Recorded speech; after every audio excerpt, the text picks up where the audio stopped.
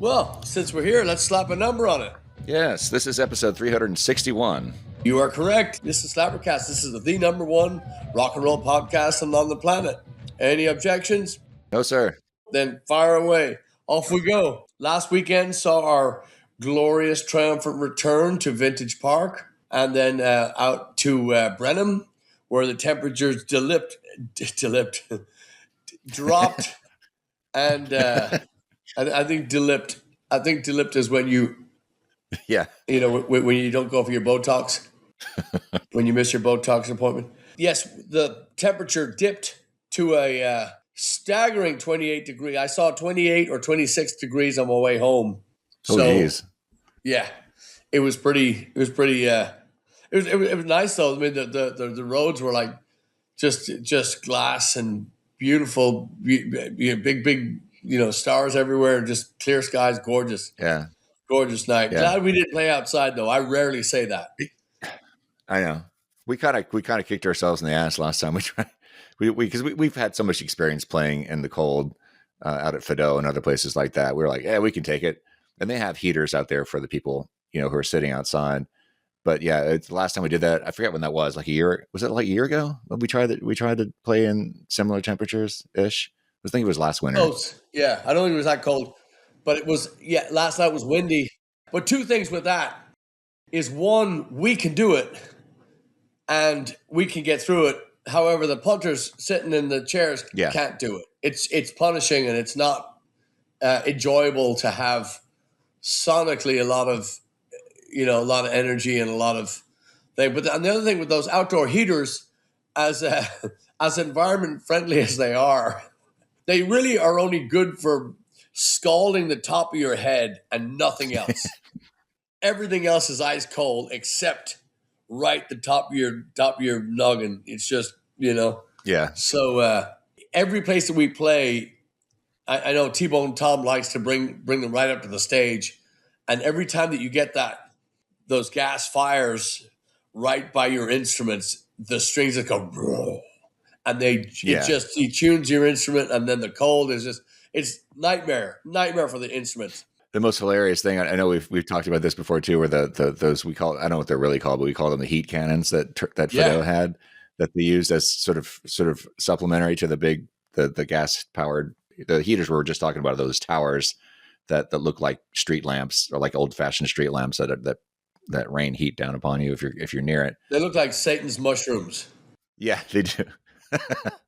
Here's the title. I think that's the title. You're welcome. But the heat cannon, sometimes they would, when we were really suffering on stage from the cold, they would bring it out and kind of point it on the corner of the stage when we're sitting on the back, when we're playing on the backstage at Fido. And it just became ridiculous because it was the heat cannons. Essentially, it's like you only want to use it if you want to bake something. So it's like this cannon just kind of like, fuck you, like whatever it was pointed at. And it actually, I remember a couple of times it melted things that we had on the stage if we got too close to it. Yeah, those heat cannons are designed for warehouses. They're not designed for outdoor heating. Mm-hmm.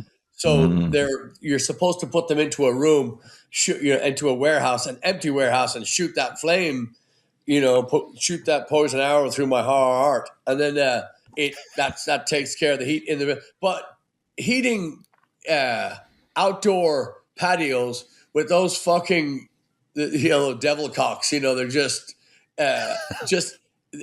it's just fire for the top of your skull and nothing else. And then we played Friday at Moe's. And Friday at Moe's was cold and windy. That wind was coming from behind us. So once you get sweat going, it reminds you very, very quickly, hey, it's cold and here's some wind to prove it on your sweaty.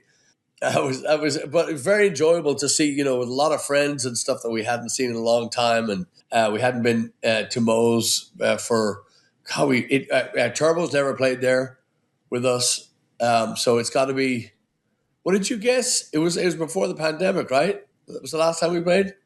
It had to have been, yeah. I just can't. I can't remember. I would guess it was at the latest, probably 2019. Yeah, but it might even be before that we stopped playing there.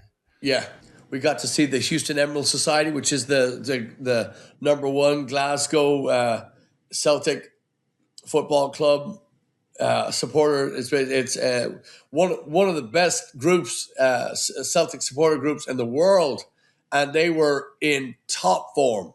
There was about 20. Actually, there was less than 20. They booked a huge table for outside, and they were in top form, singing along, dancing along, jumping around. It was brilliant, and it's one of the few clubs that I've ever seen get younger, substantially younger, in the amount of time it's been since we've seen them, and they were just full of energy, full of life, great fun. And the staff was our waitress Reagan, who was phenomenal. She was just bouncing around, just having a great time. A couple other people that we talked to there were just very helpful, very nice. There was cool people back there in the day as well, but there was a noticeable energy. Very fun loving energy in this Absolutely. crew. So my favorite moment was when there's a big fan of ours we met that night, not Friday Night Mo's, named Bobby, who's been a fan of ours for ages. It was his birthday, and he came to see us. Happy birthday, Bobby! And right as you announced that, as we're about to kick into our version of Happy Birthday, the Emerald group, the Celtic supporters, kicked into their own. It was obviously it was so funny because they have so many songs that they just launch into en masse as if somebody stuck a quarter in their collective jukebox. And this one was a version of Winter Wonderland where they're saying, and I'm Bobby, Bobby. It was hilarious. It was so Bobby got two birthday songs. Yep, they were top gear. It was just delight. Chad, would you check and make sure that my audio is working? I'm not seeing the sound waves. It's good. Yeah, I can see them. You're good. All right, good. Just checking on that. God knows we can't have a moment of silence from me. So here on SlapperCast, the planet's #1 rock and roll podcast, this week we're going to have, for your listening and most of your viewing pleasure, we're going to have a young fella named Cameron. His name is Cameron Crawford, and he is the joint owner of Home Sweet Farm, HSF, Brenham, Texas. It's a beer and wine and rock and roll. Now I wouldn't say rock and roll venue. It's just a live music venue. They do it all. They do everything, and they've been favorites of ours for a long time. They've come to Ireland with us. I like to light a cigar, make myself a nice cocktail. I like a salted rim, ounce and a half of gin, 2 ounces of fresh lemon juice, Topo Chico and ice. Prop my phone up against the thing, put the earbuds in. Put back and watch you guys driving and talking shit and killing shit and shining the light on shit, and it makes me happy. Love it. I love it. This hat that you see upon my skull was saved by them. And just a quick story. This was on it was episode 297 that I told the story last time. But this hat was left in a hotel room in Cork, and I had to get out of there pretty quick. I didn't know she was. She wasn't what I paid for. Let's just put it that way. I didn't pay for an undercover cop. Anyway, so I had to get out of there quickly, and Cameron and his lovely wife Julia had decided that they were going to go off in a different direction. They were going to go see more of the countryside as the tour headed north. And I left this hat on top of a lamp in the hotel room and forgot it. It was on the bus, and it was hours later. And Julia and Cameron had long exited the hotel, and I called them.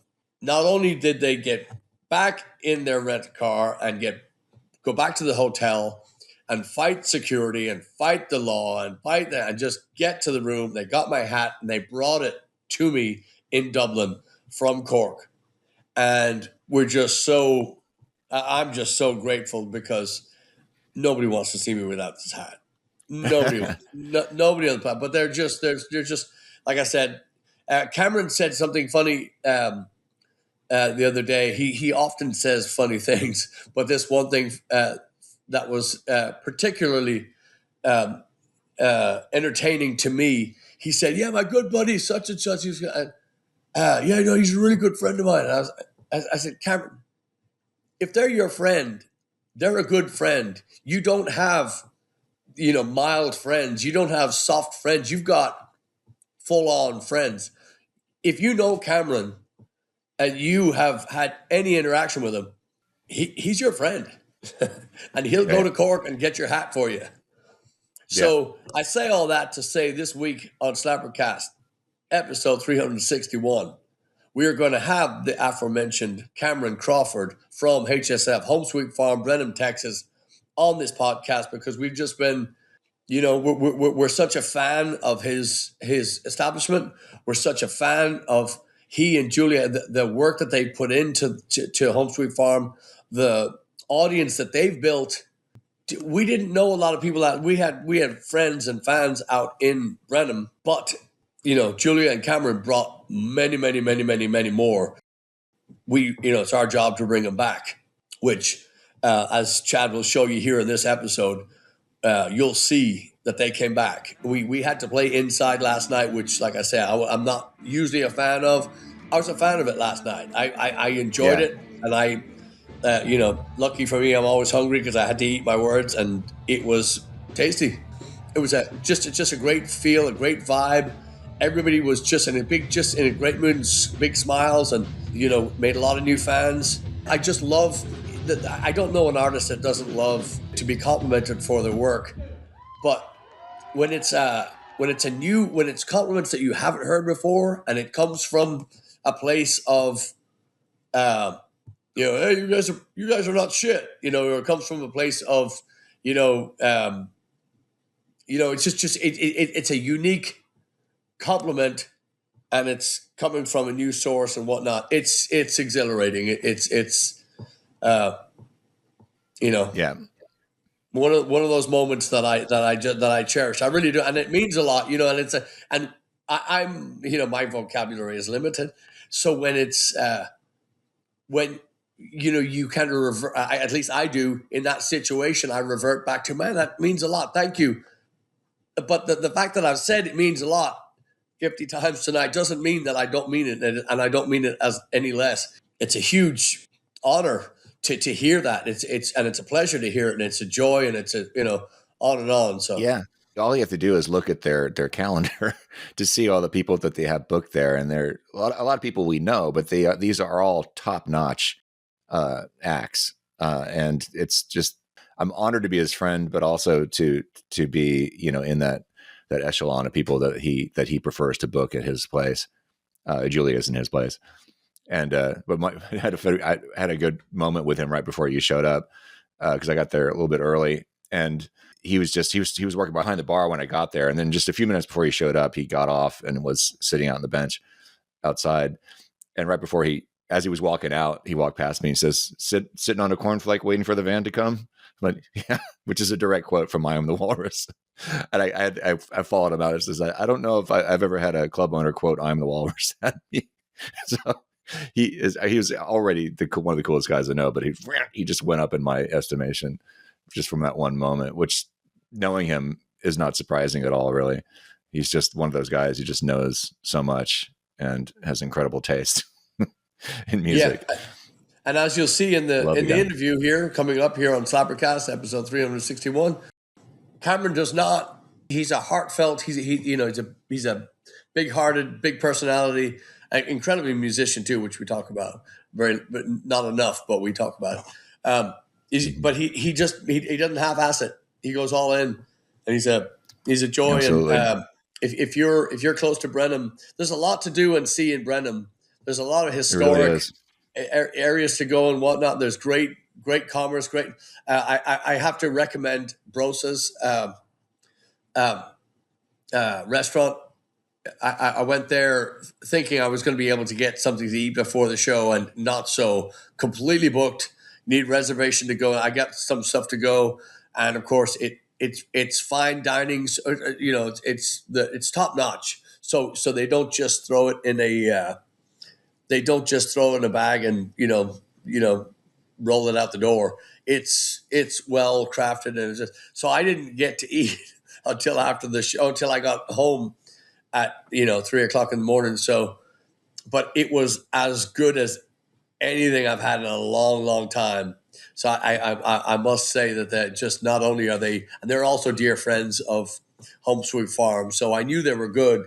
Now I know they're top drawer. So you need to spend some time in Brenham. Yeah. Great town, great people. You have a friend. You have friends in Brenham. You have places to go and food to eat, and they've got a couple of great coffee shops. So and none of them rhyme with whorefucks. So it's good. It's good. It's worth the trip. Yeah, it is. It really is, and it's one of those things. Being in this band that one of the great pleasures of being in this band for so long is that we really get to know all these little small Texas towns. That having grown up in Houston, you always hear. I mean, everybody, especially my generation. I'm sure it still happens, but growing up, you hear about College Station, you hear about Brenham, you hear about Navasota, Corpus Christi, all these towns that are in the vicinity of Houston, around, but you may never have a reason to go to some of these, especially the smaller towns. The only reason that people in Houston know about Brenham is because that's where the Bluebell ice cream factory is, which many millions of Houstonians who grew up in Houston and went to school probably at some point went on a field trip to Brenham to visit the ice cream factory, which I did. I forget which grade that was, but that was the only knowledge I have at Brenham, the only time I ever went there. So getting to actually know that place and have a place like Home Sweet Farm, which is, I keep saying it, one of the best venues we've ever played at, definitely one of the top places in Texas easily. But Brenham's great. It's a really laid back town. And College Station is a great town too, but it is bustling because it's a big college. It's a small town, but big college. So it's a very bustling, very busy town. Brenham is not. Brenham is very, very laid back and very picturesque, like beautiful little Texas town, and a lot of history there, obviously. And it's just, so if you've never been to Brenham, it's not that far away from Houston. It's like, 90 minutes on a good day. Recommend you don't head out there during rush hour, but it's a well worth the trip for a lot of reasons. And HSF, Home Sweet Farm, is at the top of that list. Yeah. So let's introduce your friend and ours, Cameron Crawford, and we'll bring in. We're like I said, we're gonna have Julia and Cameron on here very, very soon. I think our next trip is out to Arizona, so we're gonna go see some friends of ours out in Lake Havasu, and I think that's our next trip. So we're going to be. You're most likely going to see a couple of these SlapperCasts from the road, and looking forward to getting back in the van, for a nice change. And then, we're still working on the record. We've got a lot of good stuff coming up. So, and as promised, we're days away from having the Ireland dates for 2026. For this year, we're going to have those Ireland dates posted. So it looks like another excursion back to the Emerald Isle. So here we go. Yes, sir. Here it is. Here's our great friend and yours, Cameron Crawford from Home Sweet Farm in Brenham, Texas. Enjoy. Thank you. Ladies and gentlemen, boys and girls, you know him, you love him. This is Cameron. He is the proud owner of Home Sweet Farm in Brenham, Texas. Man, how you doing? I'm well. Great to see you. Absolutely great to see you. Oh, I want a few details here. How long have you had Home Sweet Farm? April's going to be 6 years. It's 6 years for us. 6 years that we've actually owned it outright. We're standing on the shoulders of giants. Brad and Jenny Stufflebeam started it. It was my favorite bar before we moved to Brenham and started working here. And never let off the gas. and this is your first? Was this your first shot, run at a bar? Yeah. Julia and I, we were planning on it for years and years and years. We were a business plan. We're going to open our own bar. But yeah, this is the first run. I was kind of like Mega Man in it. I was working at different jobs and acquiring skills, and to move on to do our own thing. Yeah. So I was managing other bars and worked at Total Wine and More, and forging relationships and experience. And came here. And so where were you before this? We lived in Austin for 19 and a half years. Yeah, we can cut that part out. Yeah. And then I was, Are you San Antonio native? I am San Antonio native. Yeah. I was born and raised northwest side of San Antonio. Yeah. Out in the country. Yeah, I moved to San Marcos and then to Austin. I kept on moving up. 35. My mom says I'm going to live in Canada one day if I if I kept moving north, and yeah, I ended up So she was going in east. San Antonio. And she had a map. That's incredible. No, and then San Antonio, Austin, and then did you do any time in Houston?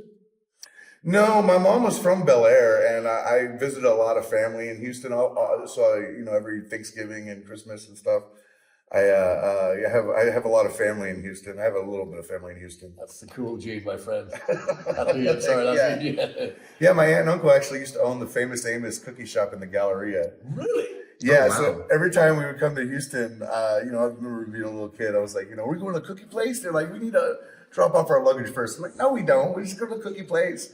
Because I used to get them right out of the oven. They're the best. Oh, yeah. Yeah. That man. Wow, what a and do you remember when the last when that closed, or when they got rid of that? Gosh, no, it was probably late 80s, early 90s. Yeah, before you were born. We have Home Street Farm. We have just nothing but great regard for this place. It's just such a we have a lot of places.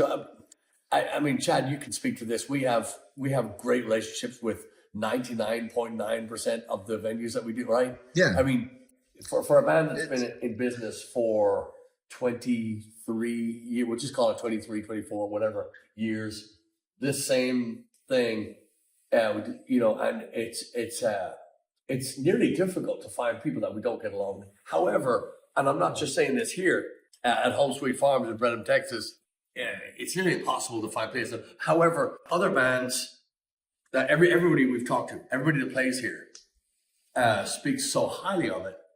And do you think that that's your, obviously with your intention, you're not going in at, say, I'm going to be a wanker and make sure everybody has a shit time. You're not going in, but the running bars and all that stuff, you kind of saw how it's done.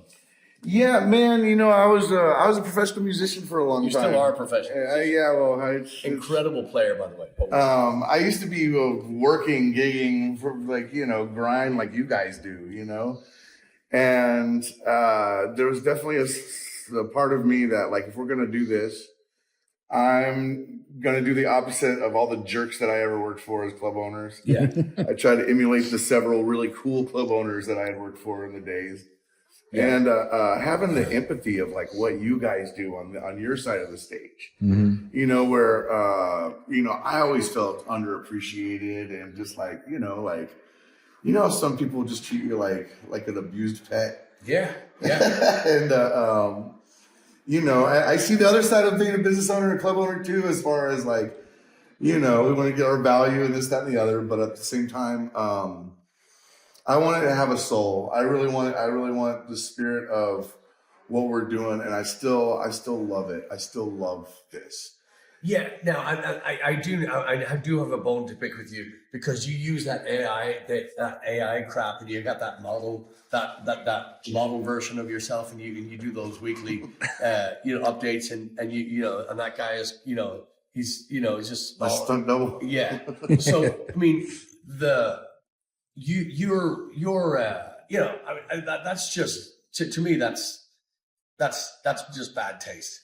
If I was you, I'd cut that shit out. Anyway, but it's an intervention. Yeah. Yeah, but moving away from that, you're tearing this family apart. But apart from that, like I say, the reputation is so the bar is so high among other players. The only person I've ever heard say horrible things is the Mighty Orc. Because am I speaking out of turn? No, seriously. I mean, just everybody speaks so highly of it. Everybody's got so much good, and it's just a venue. The town is brilliant. The town is just so welcoming. It's such a it's moving here is the best thing we ever did. It's the best decision Joey and I ever made. Julia, co-owner. She's the kind of the primary owner. I just run it for her. Yeah. She's the brains of the operation. Yeah, muscle. So. Yeah. Now we're gonna have both of them on. However, we want some clips. We want some just to like I said to talk about the your was your goal to initially, I mean, because it's kind of scattershot when you open a place, because you really don't know, obviously being your first place, but did you have an idea of if you wanted to do a music venue? I didn't, man. We were coming here to open a craft cocktail bar with no music whatsoever. Oh. Yeah, no, I never. This is life is what happens when you're making other plans. Yeah. Like I said, this was always my favorite bar, and Brad and Jenny were here, and we ended up partnering with them, and I believed in what he did. COVID hit, and it was a weird time in this industry. We're deciding on whether to shutter it or to keep it going, and after thinking about it and doing some soul searching, it's like I can't let it die. I think it was hard getting through that. When I know that we're undaunted now. If we got through COVID, we know we can get through anything. Yeah. Okay. Yeah. And we also know. I think we all know that nothing like that would ever be. There would never be the general public would never stand for anything like that again. You know what I mean? Yeah, I mean, it was borderline anyway. But yeah, musicians, man, y'all took a rough hit, and bars took a rough hit, Yeah. So still remember, like last night we played a show, and it was 1 o'clock in the morning. I'm driving home, and I was talking to a friend, and I said, "Man, is there anything open? I'm going back to my house. I've been away." And I said, "Is there anything?" He goes, "Not for food. I mean, not for groceries." At this, Yeah. And I said, that's why I moved to this fucking country. I know. I want to go 3 o'clock in the morning and go get my shit. And there's nothing open after 24-hour grocery stores and all-you-can-eat buffets. It used to be one of the best things about being a musician in Houston were the 24-hour Krogers. Yeah. You go there running to Luther Rada, at 3 in the morning. Yeah. That kind of stuff. Yeah. And it's just, it pisses me off. Okay, and like I said, this isn't going to be the extended interview is going to when we get Julian in, so we can start getting the truth. But all my lies, like dirty lies, dirty, filthy lies. But we're coming up on the 3rd annual. I say coming up on, but we're going to have our 3rd annual Pirate Fest. Yeah. Now, what a shock that was. Yeah, that was your idea. Okay, no. That's someone else. Yes, it was. I clipped that, cut that. But no, yes, it was. However, the closing the street off and fire dancers and vendors and I mean, taking it to a whole nother level. We have had just immense success when we do a pirate festival. Yeah, and even if it's just a pirate night, the costumes, oh, it's great. It's so great. The persona that people take. I mean, the time that they spend to makeup and the hair. Blah, blah. I mean, they just go all out. It's like a boiled down, concentrated, tiny Renfest, like with the pirate theme through it. Like without the king's lettuce. And when people say go big or go home, it's like just go big. Yeah. Don't worry about the going home thing. Yeah, we're all gonna go home and yeah. So go big, then go home. So future for Home Sweet Farm. What are you looking at? Have you got a 5-year goal? Have you got a 1-year goal? There's years. There's multiple years. Still, like I said, I still love it. I love it. If I wake up one day and I hate this, I'm gonna stop. Yeah. Well, I can tell you still love it because your staff, the vibe in here. I do. Yeah. It's not easy, but it's worth it. It's like a marriage. I don't know what you're talking about there. Well, it's like my marriage. Yeah. It's totally worth it. Well, not easy. Yeah. Sometimes it's easy. Yeah. Well, yeah, you do have it easy as far as that goes. Like I said too, it's like I'm here. I work about 55 hours a week on average. 10 hours are amazing. 10 hours of the party, Yeah. The rest of it's like just mundane, like just it's like brushing your teeth, man. It's like it's not exciting, just maintenance, but you got to do it. Yeah. So I worked a shift today. I've met a whole lot of cool people. I do love being behind the bar. I know what you're made for. I mean, like I said, this town is so welcoming. We have such a good time doing just coming in and meeting the locals, meeting the blow-ins too. Yeah. The amount of people that are here, they say the same thing as you. Best move we ever made. Yeah, it is. It is. I mean, I'll probably never live in a big city again. I love visiting cities. Yeah, I do too. But you know, we have community here. We have team. You know, people are on my team here. I'm on people's team here. You know, I found out when I lived in the city, I was just too busy to be on anyone's team. I didn't make practice or anything. Yeah. Like I gotta fight everyone to get 2 miles up the road. And you know, here it's like, you know, sometimes the biggest drawback is having to talk to like 4 people when you go to HEB. The stop and chats there, you know. If you know me, we'll say hi and then let's just get our shopping done. Yeah. So what are the hours here? When do you open? We are open 3 to 10 on Wednesday, Thursdays, 3 to midnight on Fridays, noon to midnight on Saturdays, and noon to 7 on Sundays. We have live music every Friday, Saturday, Sunday, pretty much every Friday, Saturday, and Sunday. Friday night, Saturday night, and then Sunday afternoon. So, you know, keeping that, like, a lot of my time is booking too. I deal with a lot of musicians. God. I like musicians. Yeah. And like you were saying, like with our reputation and everything, I am fortunate that I get to only work with the musicians that I like working with. You know, huge. And so that's huge. Yeah, if you play here more than once, I like you. Yeah, that's a good point. Yeah. And then are the rumors true that you're getting an espresso machine? We have a Keurig. No, you don't. No, you don't. Cut that shit out. No, you don't. No, we don't. I'm just kidding. My sometimes my addiction takes over. So what we're gonna do is we're gonna play inside for the first time tonight. God, it's gonna be awesome. So next time you see him, he's gonna be clean shaven. He's gonna be let's just call it the full Brazilian after we play inside. That's a lot. So yeah, we've heard. But yeah, so we're going to let you get back to work. And like I said, thanks for sitting with us and telling us about Home Sweet Farm in Brenham, Texas. That's only open for now, Wednesday through Sunday, and Monday or Tuesday. I can give you the code. You can get it on your own. So. No guy. That's Cameron Crawford, and we couldn't be happier. Thanks, man. Love you, buddy. Love you too, man. Thank you. So we're delighted to have you. Thank you very much for watching, for sitting, for listening, for dragging us around, for coming to see us. Just so grateful as always, and hope to see you on the road. And also just a very, very special thank you to one Kelly Navarro.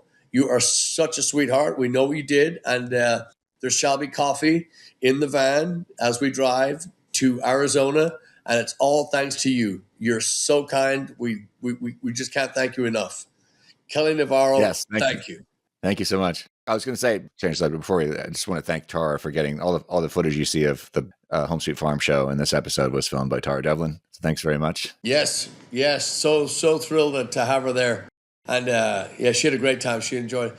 But so all this stuff is coming up. Check our calendar. Check back with our calendar. There's going to be a lot of stuff. There's going to be a Houston Paddy's Day announcement here very, very soon. And we'll let you know what that entails here very, very soon on episode 362. That'll be both the Ireland tour dates, also Paddy's Day, Houston, Texas, St. Patrick. What does that all have to do with us? We'll tell you on the very next episode. And we'll see you next week. Thanks, all. Cheers.